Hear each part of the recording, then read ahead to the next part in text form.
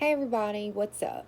So I am self-quarantined. I guess you can call it self-quarantined, but I am sitting in my office working because I went to New Orleans, COVID Central, for my daughter's doctor's appointment, and we went down about 24 hours earlier, and we stayed at an Airbnb, which was a fucking nightmare. Do you hear me? It was a nightmare. It was those B&Bs that you read about, like you hear that they had this like horrible experience, like it was so resented to blah, blah, blah. Y'all know what I'm trying to say.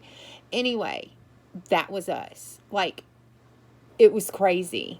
We pull up, and these four girls are like brawling outside of this apartment complex. Okay, it's at 925 Common. I'm just saying, if y'all, it looks so nice. It looks so nice in the pictures. Like, look it up on Airbnb. 925 Common, New Orleans, Louisiana. So nice. My husband obviously didn't read all the reviews, okay? Because the reviews clearly tell you what's going on in this building. All right, we get there, four girls brawling out, pulling weaves out and stuff of people's hair, and I got an email coming in. Oop, going, bye, peace. So anyway, that was my first impression, which, it's New Orleans, it's the quarter. Kind of expect something like that, really. It's not too out of the ordinary. But then we go to park, and like the clearing. Okay, so the parking in New Orleans is kind of like this. If you valet, your car is safe. It's not safe, but it's safer. If you park yourself, then shit, you just don't know if you're going to even have a car when you come back. So the valet was actually closed when we got there at like 8 o'clock that night. It was closed, okay? So we had to park across the street in a parking garage, which was public parking, but it was this old building that had been renovated and converted into a parking garage. Well, we barely made it up the clearance, okay? So if you make it past the clearance, you think you're going to make it up all the levels, right? No. All right, so valet is the first two levels, okay? Nobody can park in there but valet. We should have parked there anyway. So we go up to the fourth level. Fourth level. We barely make it without scratching the top of his truck. And he doesn't even have a lift. I think he has like a 6-inch lift on the front just to make it balance out. Not like a big where you got to climb in the truck kind of shit. So anyway, we go, let's see. We pull in a parking spot finally on the 4th floor. We didn't scratch the truck. All's good. All's well. Go up in there. Elevators are broke. There's 6 freaking elevators, and you're telling me all 6 of them don't work? Guess what room our floor, guess what floor our room was on? The 11th floor. And I have a 4-year-old with me too. So, in my Toomey luggage. So that means we are dragging my very expensive luggage up 11 flights of stairs.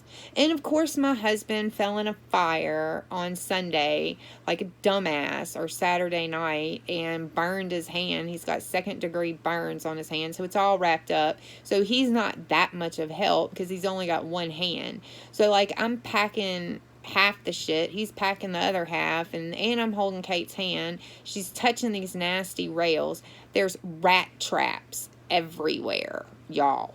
Rat traps. Do you hear me? Rat traps.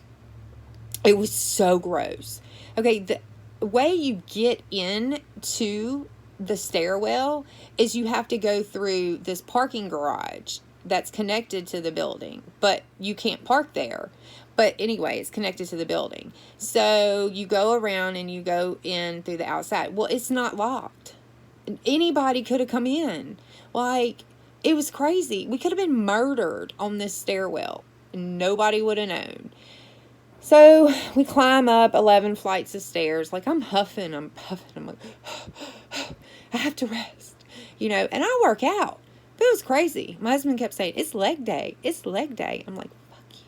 My calves are still burning, y'all. I went 66 flights of stairs total. 66 flights of stairs.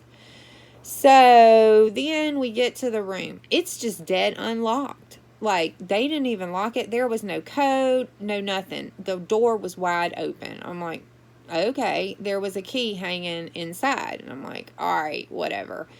We go to turn on the TV. There's only one fucking battery in there. It was like some jackass took the other fucking battery. So it's like one of those sick games, jokes, pranks, whatever. Well, I was not in no fucking mood for a prank. I was pissed. Climb up 11 flights of stairs and then steal my fucking battery and see what happens. Oh, I was pissed. So anyway, it's late, and by now, we go to bed because we didn't want to go down to eat, to find some place to eat, because nobody wanted to go 11 flights down and 11 flights back up. Oh, and walk a mile looking for a restaurant that's open, because come to find out, no restaurants were open in New Orleans. So the next day, I have got to have some coffee. Okay, they said they had a Keurig. There was no Keurig. So we brought K-Cups from the house. Guess what? I wasn't drinking coffee there. So I carried my happy ass down 11 flights of stairs and went on a mission to find coffee.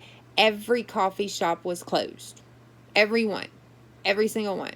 So I had to go to a convenience store and get like gas station coffee, which there was no gas station. It was just a convenience store. So convenience store coffee. It's disgusting. Anyway, so I can't enjoy my coffee climbing up 11 flights of stairs. So I hang out on a street corner like a prostitute and talk to like homeless people, because that's the only people that are out. Like, every normal person's staying home. Like, I'm serious. The only people on the streets are the people who have no place to go. No tourists are there. I mean, we were the only dumbasses. I mean, the big hotels were closed. Like the Marriott, the Sheraton, the Roosevelt, the Ritz. Like, all of them. JW Marriott. I mean, shut down. They're not even open. You can't get a room. It was crazy. So then, I drink all my coffee and I climb up the 11 flights of stairs. And then I'm like, okay, we got to go eat. Kate's hungry. We got to go eat. So then we go back down 11 flights of stairs. And I tell my husband, I'm like, fuck these people. I'm about to email them and give them a piece of my fucking mind. Well, it turns out they wanted to ask me how my first night was. So I so kindly told them how my first night was. And I wanted my money back. And I'm not staying another night. And they can go ahead and give me that money back too. And you're getting a bad fucking review.